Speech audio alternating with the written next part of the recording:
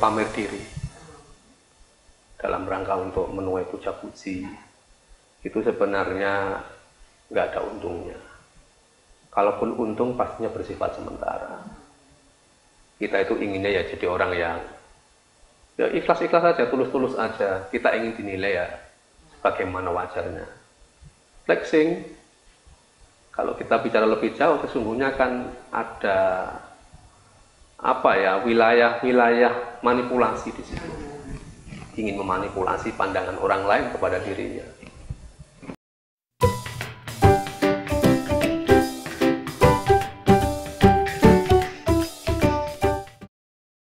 Assalamualaikum warahmatullahi wabarakatuh. Apa kabar sahabat religi? Senang sekali hari ini kita berjumpa dalam program Bicara Bincang Ramadan episode terakhir Ramadan 1445 Hijriah.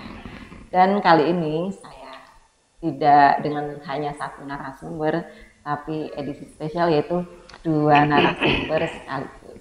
Beliau adalah Bapak Kepala Kantor Kementerian Agama Kabupaten Rembang, Bapak Haji Muhammad Muhsan, dan penyuluh agama Islam Kementerian Rembang, Bapak Haji Muhsin. Apa kabar Bapak Muhsan? Alhamdulillah. Baik Pak, bagaimana? Baik, sehat. Puasanya selama hampir sebulan ini Pak? Alhamdulillah Tapi lancar saya. dia kan padat ya Pak ya? Ya, lancar Kelihatan saya. padat. Alhamdulillah. Nah, di episode terakhir ini kita akan membahas sebuah judul ya, tema yang lain daripada biasanya, bukan kajian Islam sih ya, tapi lebih kepada isu sosial, namun nanti akan ditinjau dari segi kajian Islam gitu ya Pak Muhsin ya. Oke. Insyaallah. Kita akan ngomong tentang flexing. Flexing ini sebenarnya sudah isu lama ya Pak ya? Ya, Lama ya, beberapa tahun yang lalu, tapi sepertinya masih relevan dengan kondisi sekarang ya. Apalagi sekarang muncul banyak saluran ya media, bukan hanya secara face to face gitu ya, tapi sudah masuk di ranah dunia maya ya. Seperti kita tahu bahwa sekarang sudah ada Instagram, Ya. Facebook, Twitter, media-media YouTube. sosial. Nah, itu sangat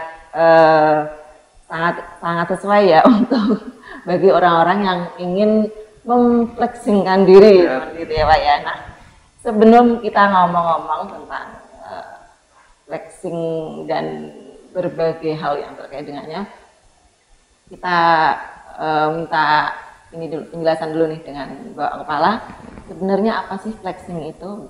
Mungkin sebagian masyarakat ya, mungkin bagi orang yang tidak terlalu mengikuti perkembangan zaman, mungkin perlu tahu apa itu flexing.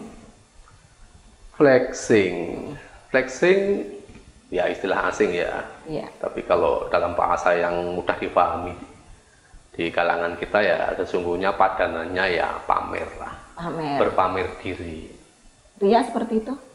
Dalam bahasa agama. Dalam bahasa ya, agama ria. Kalau dalam bahasa sehari-hari kita ya pamer, tebar ya. pesona, seperti Tebar itulah. pesona. Jadi intinya flexing itu terkait dengan kebiasaan unjuk keberhasilan atau unjuk simbol-simbol keberhasilan, di mana tujuannya adalah untuk mendapatkan simpati, untuk mendapatkan puja-puji, begitu. Itu dalam bahasa yang lebih sederhana. Ya, ya. Nah, kaitan dengan flexing sebenarnya kalau hari ini ada banyak panggung ya, Ya. untuk bisa dijadikan sebagai ajang berflexing ria. Betul. Media sosial saya kira sehari-hari orang sudah banyak memanfaatkan Unggah itu. konten-konten ya Pak ya. Unggah ini itu dalam rangka untuk mendapatkan citra positif tentang positif. dirinya. Gitu kan. Nah, kaitan dengan Ramadan ada juga saat atau momentum yang sering digunakan untuk berflexing ria. Kapan itu? Ya ketika Idul Fitri. Idul Fitri ya. Idul Fitri dengan fenomena mudiknya, Iya. dengan fenomena halalnya, perjumpaan satu orang dengan orang yang lain. Benar. Itu Flexing ini sebenarnya kaitannya dengan materi materi atau non materi Pak? Misalkan ibadah dipamerin atau beli mobil baru dipamerin, ini mana yang masuk kategori flexing? Apapun sebenarnya simbol-simbol yang ditunjukkan dalam rangka untuk mendapatkan simpati. Jadi bukan hanya sekedar materi? Enggak dong. Misalnya kalau terkait dengan ibadah, misalnya lagi umroh, kemudian posting ya, kegiatan lagi ibadah, ngapain lagi tawaf, lagi atau apapun itu dalam rangka untuk mendapatkan simpati, citra positif tentang dirinya dari orang lain, atau dalam bahasa anak muda TPTP lah. TPTP itu baru persona. TPTP itu yang masuk kategori flexing. Tidak harus dalam pengertian unjuk keberhasilan secara fisik material. Nah sebenarnya siapa sih Pak yang paling rentan terkena flexing ini ya? Elemen masyarakat yang bagian mana nih yang paling rentan terkena flexing? Kalau siapa yang lebih rentan, saya kira kita butuh kajian yang lebih jauh. Tapi kalau dalam bahasa yang paling gampang, siapa sih orang yang rawan untuk jatuh dalam praktek flexing ini? Adalah mereka yang butuh pengakuan. Mereka yang butuh pengakuan. Ya, contoh yang paling gampang. Ini mohon maaf, bukan bermaksud untuk mendiskreditkan siapapun. Kalangan perempuan tuh biasanya suka dapat ini ya, butuh pengakuan-pengakuan itu ya. Nah, misalnya ini Mbak perempuan. Misalnya loh ya. Bukan berarti kemudian hanya perempuan saja. Siapapun yang selama ini haus pengakuan, ya dia akan sangat. Nah, kalau gini misalkan ada seorang apa ya, pengrajin pelukis gitu. Dia update status terus dong, konten-kontennya juga terkait keberhasilannya, dia lagi ngapain, lagi mengajar melukis atau lagi mengisi sebuah seminar lukisan. Itu kan masa itu dikategorikan flexing sih? Itu kan untuk mendukung karirnya sebagai pelukis. Sebenarnya bisa dibedakan begini Mbak Iko, karena flexing itu dalam rangka untuk mendapatkan simpati, mendapatkan puja-puji, di mana puja-puji itu nanti terkait juga dengan bagaimana dia dicitrakan sebagai sosok yang ini itu, sosok yang berhasil, sosok ini. Nah, itu kan sebenarnya persoalan-persoalan kejiwaan ya. Kita nggak bisa menjak juga orang melakukan sesuatu yang sama, itu belum tentu niatnya sama kan. Jadi kembalinya sesungguhnya adalah kepada faktor niat itu gitu. Nggak bisa juga kita samakan kalau orang melakukan ini pasti pamer, nggak juga kan. Maka itu persoalannya lebih kepada persoalan. Sebenarnya nggak cuma perempuan sih Pak, yang cowok juga gitu sih. Iya. Nggak bisa dipukul. Tadi saya udah bilang siapapun yang butuh pengakuan kan sebenarnya, dan itu bukan hanya perempuan. Kita ini juga kadang-kadang butuh pengakuan. Gitu. Siapapun bisa terjatuh kepada praktek-praktek flexing ini.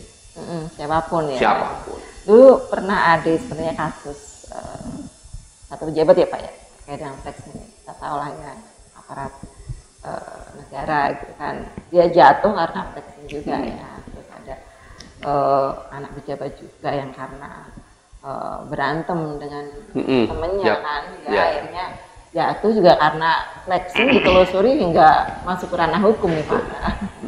Sebenarnya flexing sebahaya itu ya Pak ya? Ya, saya kira itu akibat lain ya, akibat lain. Yang jelas kalau kita bicara pamer, itu nggak ada untungnya sih sebenarnya ya. Untungnya ya paling dia kemudian dapat puja-puji. Dapat puja-puji itu untungnya. Untung dari orang dapat puja-puji itu apa? Ya paling kemudian setelah dipuja-puji barangkali dia akan mendapatkan ya sesuatu, baik secara kejiwaan maupun barangkali kalau terkait dengan misalnya pekerjaan misalnya. Kalau kebetulan dia adalah public figure, itu penting. Karena terkait dengan citra diri seseorang. Nah, itu yang saya tadi mendukung karirnya. Mendukung karirnya untuk menunjukkan loyalitas dia sebagai ASN misalkan. Tapi kalau menurut saya terkait citra diri itu tidak harus dengan berpamer diri. Nggak perlu juga, tunjukkan saja apa ya kinerja yang terbaik misalnya. Kalau itu terkait dengan ASN ya. Iya, iya. Kalau misalnya begini, ASN unjuk keberhasilan secara materi misalnya dengan kepemilikan apakah itu rumah atau mobil. Kira-kira nanti bisa memancing kecurigaan dari banyak orang apa tidak? Iya. Gajinya cuma sekian kok, punya harta segitu gitu.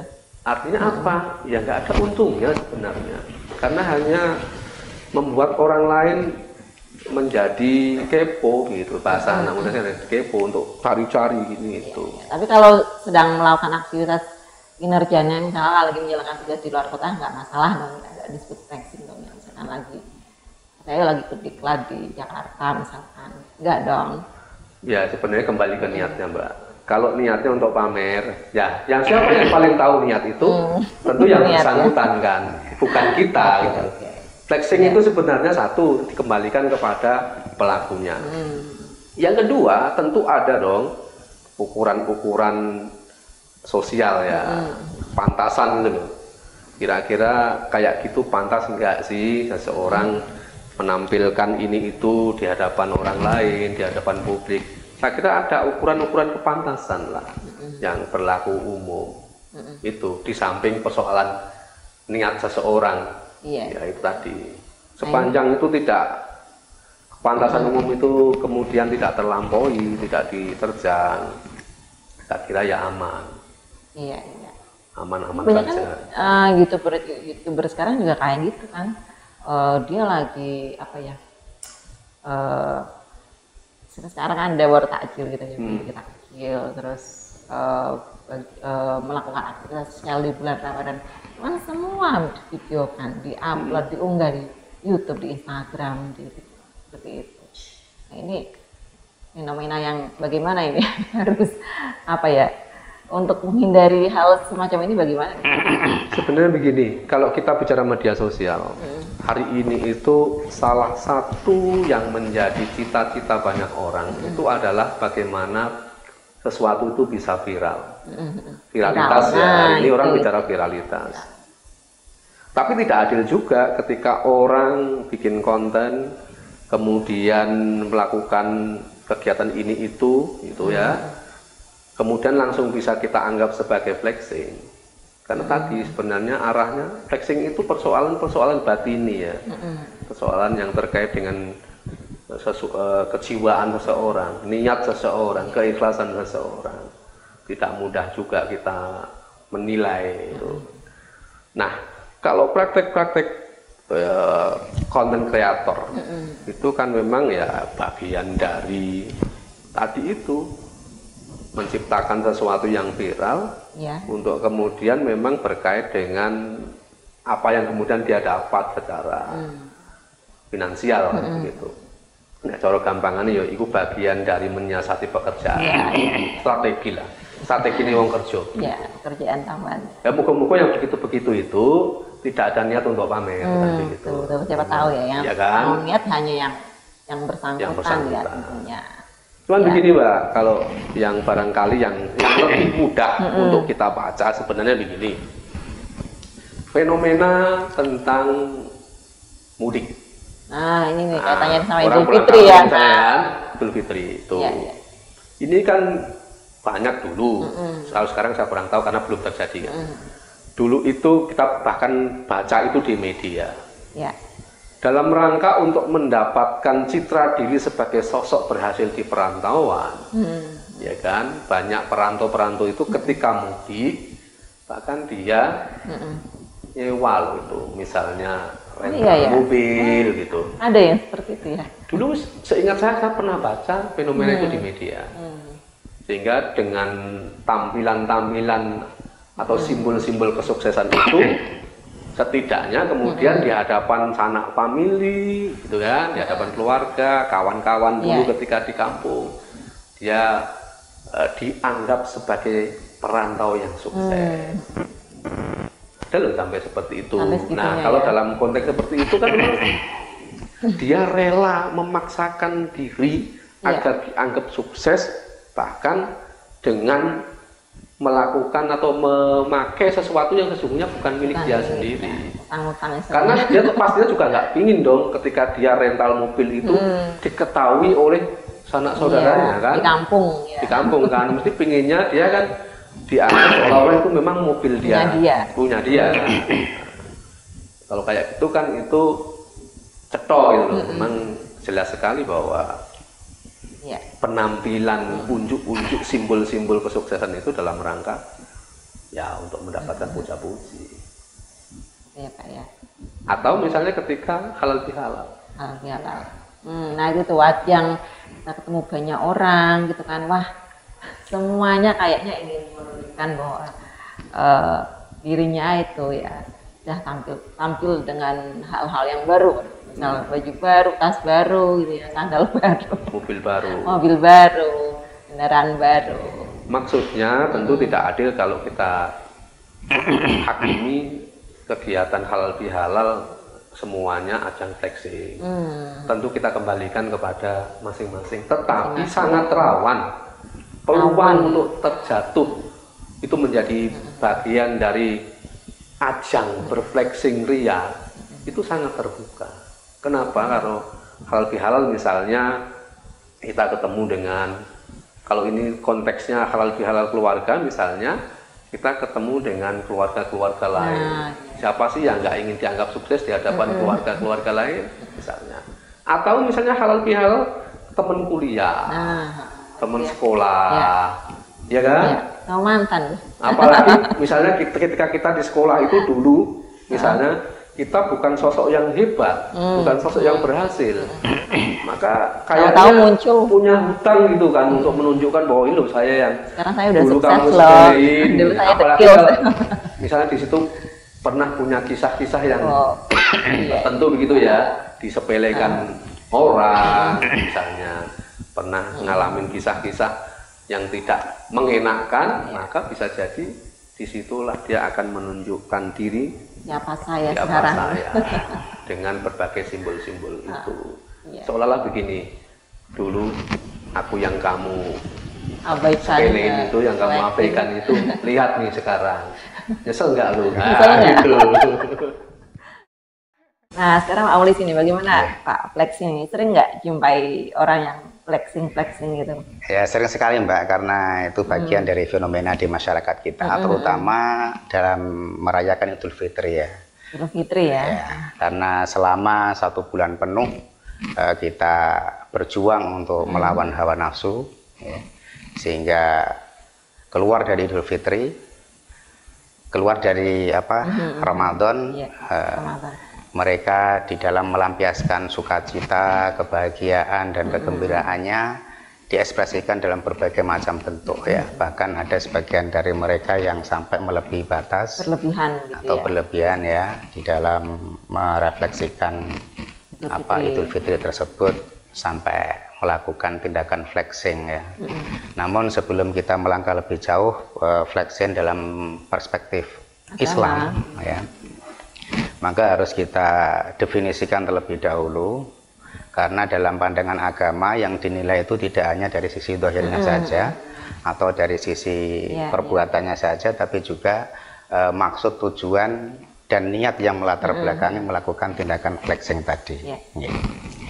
Jadi flexing yang kita pahami sebagaimana disampaikan oleh Bapak Kepala Kantor Kementerian Agama tadi adalah tindakan untuk memposting foto atau video tentang kemewahan, baik itu berupa properti atau rumah yang megah, mobil mewah, atau pakaian yang serba mahal, kemudian arloji, tas, dan lain sebagainya, termasuk memposting keberhasilan seseorang di dalam melakukan sesuatu yang bertujuan untuk pamer atau tebar pesona, dan hal ini bisa menjadikan orang yang melihatnya itu menjadi iri atau cemburu, dan juga minder. Bisa minder juga, dan juga bisa menimbulkan kesombongan atau keangkuhan dari orang yang melakukan atau kecurigaannya macam-macam bisa juga ya.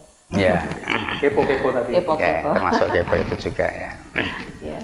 Nah, dalam pandangan Islam, flexing ini termasuk bagian dari perilaku yang sangat tercela dan dilarang oleh agama. Ya. Memang di dalam merayakan Idul Fitri itu banyak hal sebetulnya yang kita lakukan, yang bisa kita lakukan dan itu positif, sebagaimana dicontohkan oleh Rasulullah bahwa untuk mengekspresikan rasa kegembiraan kita ketika sudah Idul Fitri, kembali pada fitrah atau kesucian kita, maka kita dianjurkan oleh Nabi agar memperbanyak untuk membaca takbir, tahlil dan tahmid yang dalam bahasa kita atau istilah kita adalah takbiran. Kemudian kita dianjurkan untuk memperbanyak sedekah, sedekah karena esensi dari puasa itu sendiri kan memiliki dua dimensi. Yang pertama adalah dimensi ritual atau dimensi vertikal, yaitu hubungan kita langsung pada Allah dalam bentuk ritualitas atau ibadah. Ini sebagaimana sabda Rasulullah dalam sebuah hadis qudsi, Allah Subhanahu wa taala berfirman, "As-shaumu li wa ana ajzi bih." Puasa itu untukku, kata Allah, dan akulah yang akan membalasnya. Kemudian dari sisi lain, puasa itu juga memiliki dimensi horizontal atau dimensi sosial, karena dengan berpuasa kita menahan diri dari makan dan minum, sehingga kita bisa merasakan betapa sakitnya lapar dan dahaga, dan hal itu biasa dirasakan oleh saudara-saudari kita, tetangga kita, masyarakat kita yang secara ekonomi berada di bawah garis kemiskinan, sehingga akhirnya memunculkan rasa empati kita untuk berbagi. Ini sangat nggak etis ya kalau kita flexing, sementara saudara-saudara kita masih di bawah garis kemiskinan, banyak yang menderita. Makanya dalam sebuah hadis dikatakan, saumul abdi mu'allakun bainas sama'i wal ardi hatta antu adhiya zakatal fitri, bahwa puasa seorang hamba pahalanya masih digantungkan di antara langit dan bumi sehingga yang bersangkutan mengeluarkan zakat fitrah. Ini menunjukkan bahwa puasa itu memiliki dimensi sosial. Maka untuk memeriahkan Idul Fitri seharusnya kita memperbanyak sedekah, kemudian kita bersilaturahmi, ya. Kemudian di samping itu saling meminta dan memberi maaf, ya. Nah, kita punya tradisi yang namanya halal bihalal, karena tujuan esensial dari disyariatkannya ibadah puasa itu tidak lain adalah untuk meningkatkan kualitas keimanan dan ketakwaan kita kepada Allah Subhanahu wa taala, ya. Ya, makanya di antara tanda-tanda orang yang bertakwa itu kan yang pertama adalah alladzina yunfiquna fis sarai wad dharrai, yaitu orang-orang yang mau menginfakkan harta bendanya baik dalam keadaan lapang maupun dalam keadaan sempit. Kemudian wal kadhiminal ghaidha, dan bisa menahan amarah, wal afina anin nas, dan memberi maaf terhadap sesama manusia. Nah, untuk memeriahkan Idul Fitri seharusnya itu yang kita lakukan sebagaimana dicontohkan oleh Nabi. Tidak malah sebaliknya, kita di dalam merayakan Idul Fitri itu justru bisa menyakiti hati orang lain, ya, dengan melakukan flexing dan menunjukkan kehebatan kita, riak kita kepada sama manusia. Tapi kalau sekedar beli baju baru lumrah ya sebenarnya Pak, karena di Idul Fitri juga waktu sholat itu kan kita diminta untuk memakai pakaian. Betul, Mbak. Ini kalau baju baru itu yang nggak berlebih-lebih banget sih. Ada batas-batasnya, Mbak. Rasulullah sendiri kan ketika datang Idul Fitri selalu memilih di antara pakaian beliau yang paling bagus, ya, untuk dipakai pada Idul Fitri.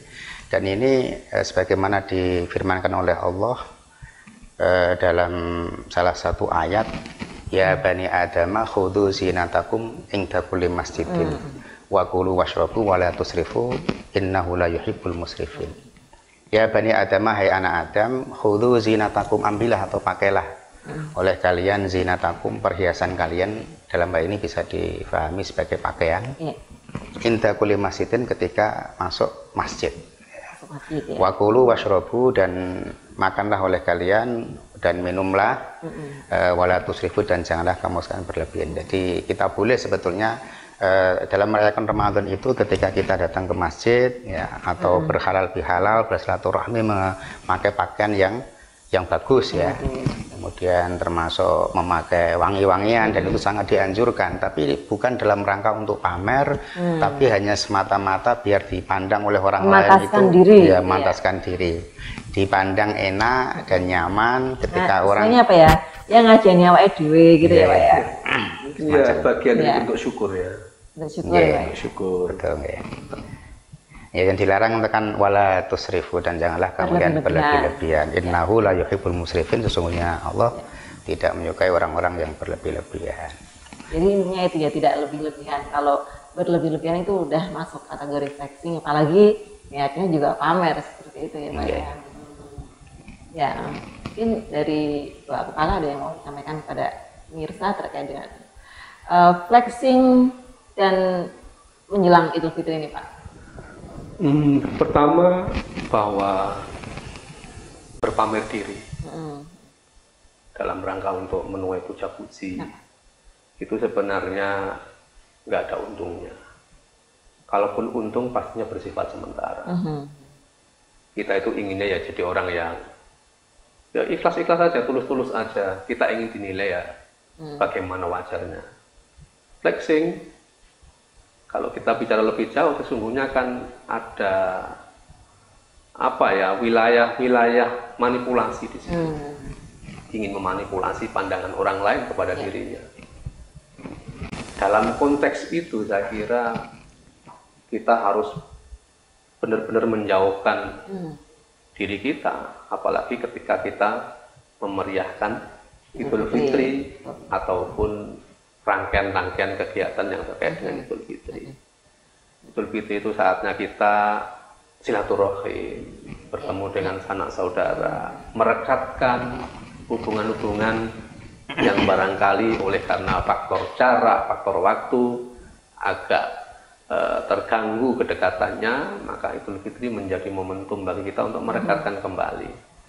Kalau dalam situasi seperti itu kemudian kita jadikan sebagai ajang tebar pesona untuk unjuk kesuksesan dalam rangka menuai puja puji, andai kata pun kita mampu melakukan itu juga sudah tidak tepat. Apalagi kalau kita memaksakan diri bahkan sampai utang sana sini, itu jauh tidak tepat lagi.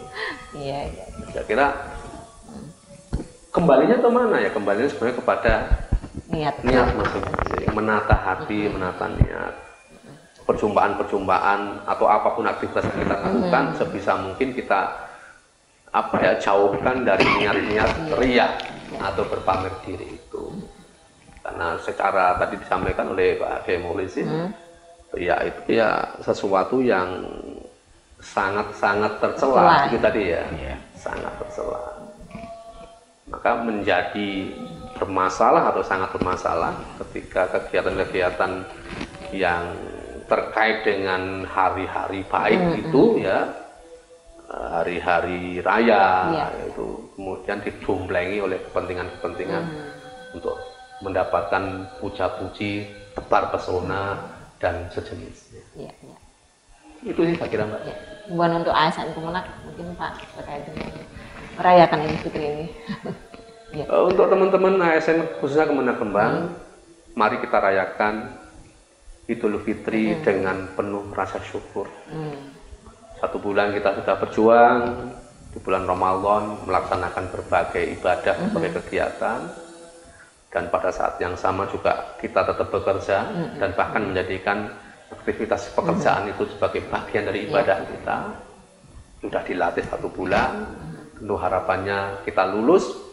Dan setelah lulus itu nanti kita berlanjut, kita bawa terus semangat itu, kita rawat begitu di 11 bulan berikutnya. Sehingga Idul Fitri kita bisa rayakan dengan gembira ria, tapi tetap wajar-wajar saja. Dari Pak Muklisin, pesan-pesan untuk terima kasih. Pada intinya di dalam merayakan Idul Fitri kita tentunya harus sesuai dengan ajaran Islam, artinya yang sebagaimana dicontohkan oleh Nabi, jangan sampai kita terjebak pada perbuatan flexing karena itu sangat tercela dan dilarang oleh agama. Ada sebuah ayat ya, yang sebagai landasan kita diharamkannya flexing, karena flexing itu menjadikan seseorang angkuh dan muncul kesombongannya, yaitu pada surah Luqman ayat 18, wala tusa'ir khaddaka linnas, dan janganlah kamu berpaling atau memalingkan pipi atau mukamu dari manusia, wala tamshi fil ardi marahan, dan janganlah engkau berjalan di muka bumi ini dengan keangkuhan atau kesombongan. Innallaha la yuhibbu kulla mukhtalin fakhur, sungguh Allah tidak menyukai orang-orang yang sombong atau angkuh dan orang-orang yang berbangga diri. Dari sini kita maklum bahwa perbuatan flexing itu ada perbuatan yang sangat tercela dan dilarang oleh agama, dan siapapun punya potensi untuk terjerat atau berkeinginan melakukan flexing, karena setiap manusia punya ego, punya keinginan untuk membanggakan dirinya. Namun tentunya dengan 1 bulan penuh kita melawan hawa nafsu itu bisa sebagai tameng atau fondasi kita untuk mengalahkan godaan-godaan yang bersifat duniawi, termasuk nafsu-nafsu semacam itu. Bahkan ada sebuah hadis lagi yang lebih menegaskan lagi, la yadkhulul jannah man kana fi qalbihi mithqala dzarratin min kibrin. Tidak akan masuk surga bagi siapapun yang dalam hatinya ada sebesar biji dzarrah atau biji sawi kalau dalam bahasa kita dari kesombongan. Makanya ya.